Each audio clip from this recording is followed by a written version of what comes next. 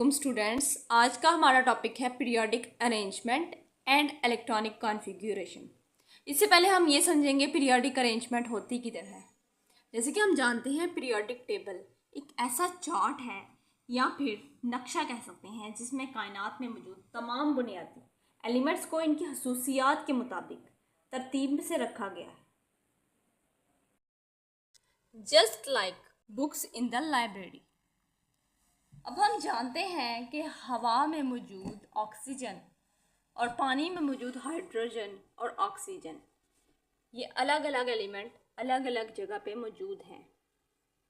और कैल्शियम जो जिस्म में मौजूद होता है वो भी एक अलग एलिमेंट है जो कि पीरियोडिक टेबल में मौजूद है। आगे हम पढ़ेंगे इलेक्ट्रॉनिक कॉन्फ़िगरेशन। इलेक्ट्रॉनिक कॉन्फ़िगरेशन का मतलब क्या है? इलेक्ट्रॉन्स को तरतीब देना। किसी एटम के अंदर इलेक्ट्रॉन्स किस तरतीब से मौजूद हैं। एटम का मरकज़ न्यूक्लियस होता है। न्यूक्लियस के इर्द गिर्द मुख्तलिफ मदार होते हैं जिसमें इलेक्ट्रॉन्स घूमते हैं। पहले इलेक्ट्रॉन सबसे करीबी और कम एनर्जी वाले मदार में जाते हैं, जैसे कि ये पहला वाला मदार, और उसके बाद अगले शेल्स यानी मदारों में जाना शुरू हो जाते हैं। अगर कोई इलेक्ट्रॉन सबसे पहले फील होगा तो पहले शेल में फील होगा। इस फीलिंग ऑफ इलेक्ट्रॉन को हम इलेक्ट्रॉनिक कॉन्फ़िगरेशन कहते हैं। हम इसके ओवरव्यू पे आएंगे कि पीरियोडिक अरेंजमेंट तो हमने समझ लिया, एलिमेंट्स को भी समझ लिया, पीरियोडिक टेबल का भी पता चल गया। तो अब हमने ये की क्यों है? हर चीज़ का कोई मकसद होता है। हमने ये क्यों की है? इसका फ़ायदा ये है कि ये बहुत सी फिज़िकल प्रॉपर्टीज़ के बारे में बताता है। फिज़िकल प्रॉपर्टीज़ से पहले मैं आपको प्रॉपर्टीज़ के बारे में ओवरव्यू दे दूँ। प्रॉपर्टीज़ किसे कहते हैं? किसी चीज़ की पहचान और इसके रवैये को बयान करना, ये वो तमाम खसूसियात होती हैं जिससे हम किसी चीज़ को पहचानते हैं और दूसरी चीज़ों से अलग करते हैं। यानी हमने किसी चीज़ को अलग करना है किसी दूसरी चीज़ से, तो वो उसकी खसूसियत की बुनियाद पर करेंगे। और खसूसियात यानी प्रॉपर्टीज़ दो तरह की होती हैं, एक फ़िज़िकल प्रॉपर्टीज़ और एक केमिकल प्रॉपर्टीज़। फ़िज़िकल प्रॉपर्टीज़ वो होती हैं जो हम किसी चीज़ की असल शक्ल और शनाख्त बदले बगैर मुशाहिदा कर सकते हैं। जैसे कि गाड़ी का रंग, लाल रंग की अगर गाड़ी है तो वो, इसके अलावा सेब का रंग, लाल रंग का सेब हमें नज़र आता है, वो रेड कलर में ही है। अगर हम उसको काट देंगे, उसकी सख्तियाँ उसकी शेप को बदल देंगे, फिर भी वो सेब ही रहेगा, उसका कलर रेड ही रहेगा। तो ये क्या हुई? इसकी फ़िज़िकल प्रॉपर्टीज़ जो आम आंख से भी देखी जा सकती है और उसमें तब्दीली किए बगैर उसका मुशाहिदा किया जा सकता है। जबकि दूसरी प्रॉपर्टी, अहम प्रॉपर्टी जो केमिस्ट्री में पढ़ी जाती है, वो केमिकल प्रॉपर्टी है। इसके जानने के लिए हमें रिएक्शन करना ज़रूरी होता है, जैसे कि लकड़ी का जलना और राख बनना। लकड़ी की ये खासियत कि वो हवा में जल सकती है, इसकी एक केमिकल प्रॉपर्टी है, क्योंकि लकड़ी जलने के बाद लकड़ी नहीं रहती, वो राख बन जाती है। इसी तरह लोहे को जंग लगना, जब जंग लगता है तो इसकी निशानी है कि इसमें आयरन ऑक्साइड बन चुका है। तो हमें पता चला कि दो तरह की प्रॉपर्टीज़ होती हैं, खसूसियात। हम उनको पढ़ने के लिए फ़िज़िकल प्रॉपर्टीज़ और केमिकल प्रॉपर्टीज़ को पढ़ने के लिए पीरियोडिकली एक तरतीब से एलिमेंट्स को अरेंज करते हैं, जिससे हमें फ़िज़िकल स्टेट का पता चलता है। फ़िज़िकल स्टेट क्या होती है? फ़िज़िकल स्टेट वो होती है जैसे कि किसी कोई मादा, कोई भी मैटर सॉलिड में है, लिक्विड में है या गैस में है। एटॉमिक रेडियाई किसी भी एटम से न्यूक्लियस से एटम के आखिरी जो वैलेंस या आखिरी मदार होता है उसका फासला कहलाता है atomic radius. As well as their electronic structure यानी कि इलेक्ट्रॉन्स किस तरीके से अंदर मौजूद हैं। पहले मैंने आपको बताया था ना कि कॉन्फ़िगरेशन जो इलेक्ट्रॉन्स को तरतीब देना, उसके बारे में बताता है। और केमिकल रिएक्टिविटी, हमेशा याद रखिए कि केमिकल रिएक्टिविटी किसी भी एटम के इलेक्ट्रॉन्स जो होते हैं उन पे मुनहसर है, उन पे डिपेंड करती है। यानी कि इलेक्ट्रॉन्स ही किसी भी एटम के दूसरे एटम से बॉन्ड बनाने में इन्वॉल्व होते हैं। अब हम ये देखते हैं कि पीरियड नंबर हमें क्या बताता है। पीरियड नंबर हमें प्रिंसिपल क्वांटम नंबर के बारे में बताता है। अब प्रिंसिपल क्वांटम नंबर क्या है? शेल्स को, जो इलेक्ट्रॉन्स एटम्स के इर्द गिर्द शेल्स होती हैं, उन्हें हम प्रिंसिपल क्वांटम नंबर कहते हैं। इसकी मिसाल हम इसी तरह ले सकते हैं कि जैसे किसी भी इंसान का हमने पता लगाना हो लोकेशन का, तो सबसे पहले उस बिल्डिंग का पता लगाते हैं जिसमें वो रहता है। वो बिल्डिंग प्रिंसिपल क्वांटम नंबर के तौर पे समझी जाए। और azimuthal quantum number subshell को कहते हैं। सब शेल को इस तरह समझा जाए कि वो उस बिल्डिंग के कौन से फ्लोर में रहता है, किस मंजिल में रहता है, वो है एजीम्यूथल क्वांटम नंबर। इसको हम अपने समझने के लिए प्रिंसिपल क्वांटम नंबर को शेल से और एजीम्यूथल क्वांटम नंबर को सब शेल से कंपेयर करके हम इसको समझ सकते हैं। जैसा कि एक्स एलिमेंट, कोई भी एलिमेंट जिसका हमें नहीं पता, वो थर्ड पीरियड में अगर मौजूद है, इसका मतलब ये हुआ कि इसके अंदर 3 इलेक्ट्रॉन शेल्स मौजूद हैं।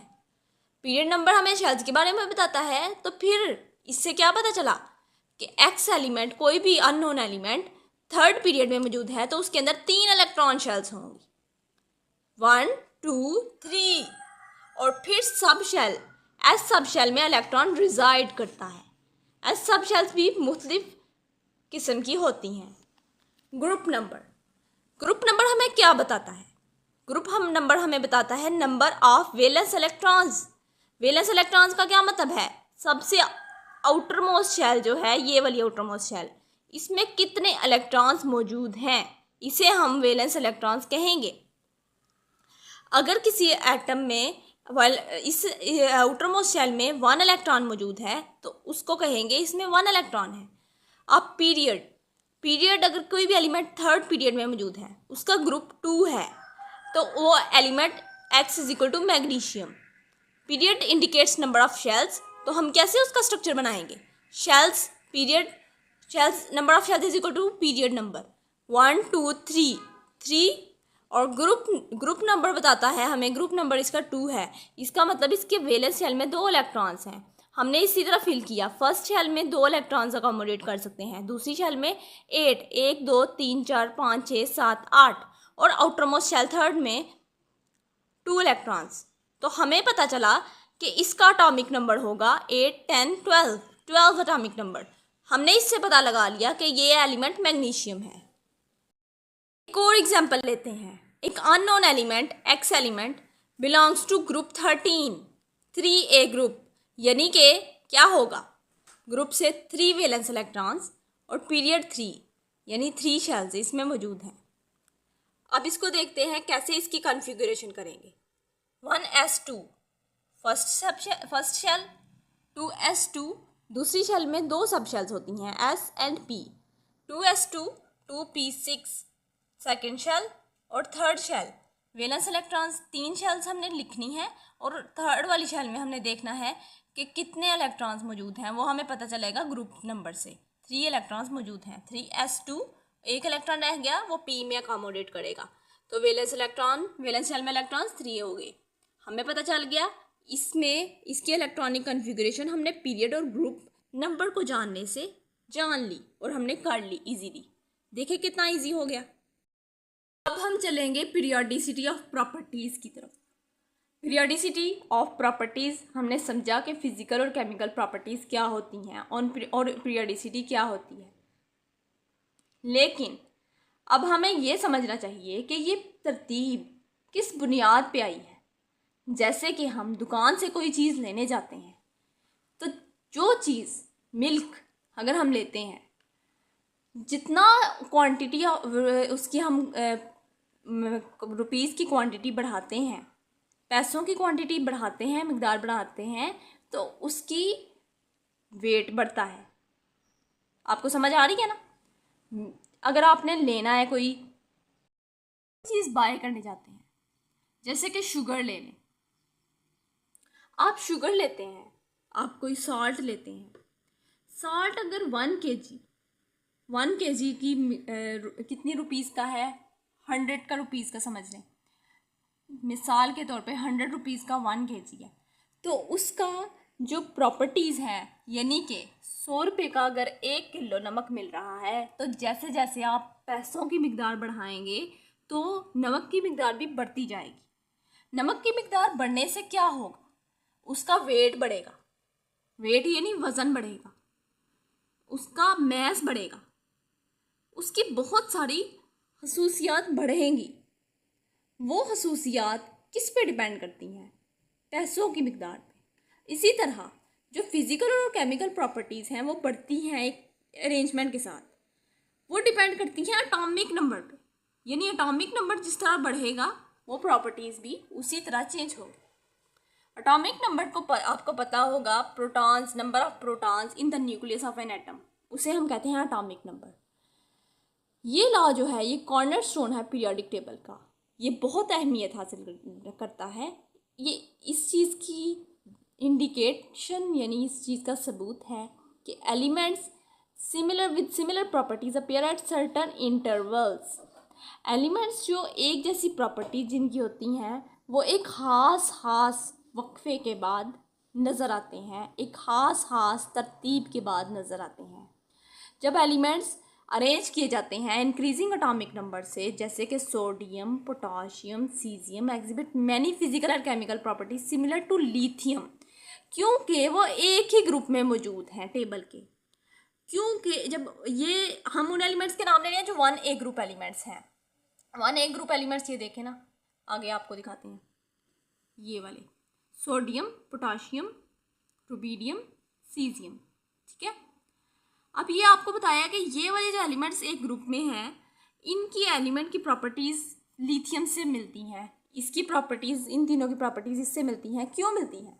वो इसलिए मिलती हैं क्योंकि ये सब के सब एलिमेंट्स एक ही ग्रुप में मौजूद हैं। जबकि जैसे जैसे हम पीरियड में इस तरफ ऐसे लेफ्ट साइड की तरफ जाते हैं तो हम देखते हैं कि प्रोटॉन नंबर्स इंक्रीज होते हैं, नंबर ऑफ प्रोटॉन्स इंक्रीज होते हैं, लेकिन shells, number of shells same रहती हैं क्योंकि पीरियड सेम है, मिदार उसके सेम रहते हैं। उसकी वजह से फिजिकल और केमिकल प्रॉपर्टीज़ एलिमेंट्स की एक ख़ास सिस्टम से डिफरेंट चेंज होती हैं। जैसे कि इसकी एक एग्जांपल ये भी ले लें कि हम यहाँ से लेफ़्ट की तरफ जाएं तो रेडियस जो है वो डिक्रीज़ होता है, उसकी हम वजह आगे पढ़ेंगे।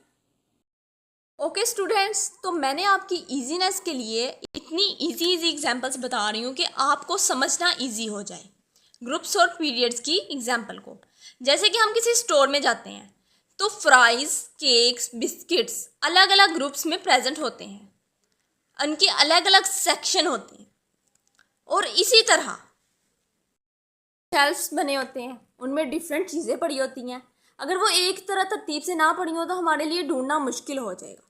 तो इसी तरह आप इसकी एग्जांपल इस तरह समझ लें कि आपकी शेल्फ्स हैं, आपके पास वहाँ पे स्टोर में शेल्फ्स हैं 1 2 3, ऊपर से नीचे की तरफ निचले वाली सतहों में आप आ रहे हैं। शेल्फ्स को पीरियड नंबर से समझ लें। पहली शेल्फ जो है हॉरिजॉन्टली वो फर्स्ट पीरियड है, दूसरी शेल्फ, तीसरी शेल्फ, ये सब शेल्फ्स जो हैं उनको इन शेल्फ्स को पीरियड नंबर से तशबीह देकर हम देखते हैं कि जैसे जैसे हम नीचे जाते हैं हमारे पास वो वाले एलिमेंट्स मिलते हैं जिनके पास ज़्यादा शेल्स होते हैं। शेल्स मतलब ज़्यादा मिदार होते हैं। उसी तरह आप ये एग्जांपल ले लें कि हम किसी स्टोर में गए हैं तो हम ऊपर से नीचे वाली शेल्स में आ रहे हैं तो उनमें ज़्यादा चीज़ें हैं, वेट ज़्यादा है उनका। अब आप एग्जांपल के तौर पे इस तरह ले लेना कि जैसे एक सेक्शन था फ्राइज़ का, एक सेक्शन था केक्स का, एक सेक्शन था बिस्किट्स का। ये सेक्शन जो है इनको ग्रुप्स समझ लें, और रोज़ जो हैं ये इनकी प्राइस जो बताई हुई है 10 20 30, ये आप इसकी पीरियड समझ लें। जैसे जैसे हम एक ग्रुप में देख रहे हैं, इस ग्रुप में सारे के सारे फ्राइज़ ही होंगे, ठीक है, इस ग्रुप में सारे के सारे केक्स होंगे, इसमें बिस्किट्स होंगे। इस रो में यानी पीरियड नंबर एक शेल्फ में सारे एलिमेंट, जितनी भी चीज़ें एलिमेंट्स या फिर जो भी प्रोडक्ट्स हमारे पास हैं वो सारे के सारे 10 रुपीज़ में मिलेंगे। तो उनकी मिकदार छोटी होगी, थोड़ी होगी ना। इसमें 20 में मिलेंगे, उनकी मिकदार ज़्यादा होगी। इसमें 30 के मिलेंगे तो इसमें मिकदार ज़्यादा होगी। यानी कि ऊपर से लेके नीचे तक उनके समान बढ़ रहा है, समान यानी शेल्स बढ़ रही हैं। और एक ग्रुप में एक पीरियड में हम देखते हैं कि उनकी जो एक साइज़ है वो सेम है। साइज़ वैसे बदलता है लेकिन हम इसको एग्जांपल के तौर पे ले रहे हैं ना कि मतलब कि उनमें शेल्स सेम है। तो आपको इससे समझ आएगी कि पीरियड्स और रोज़ को कैसे समझ सकते हैं। आपको उम्मीद है समझ आ गई होगी। अगर आपकी कोई क्वेरी है तो आप कमेंट्स में पूछें ताकि मैं आपको और ऐसे तरीके से कोई कन्फ्यूजन है तो मैं आपको समझा सकूँ। तो समझें और इसको अपनी प्रैक्टिस में लाएं, अपने समझ के खुद पढ़ें ताकि आपके लिए इजी हो चीज़ें। कंसेप्ट्स जो केमिस्ट्री के होते हैं ना, वही आगे जाके बेसिस बनाते हैं आपकी। तो अगर आप इसको समझ के चलेंगे तो आपके लिए इजी होता जाएगा आगे भी। और इसके साथ साथ आप कोई भी समझना चाहते हैं टॉपिक, कोई ऐसी आपके माइंड में क्यूरी है, क्वेश्चन है, तो you can easily ask me in the comment section.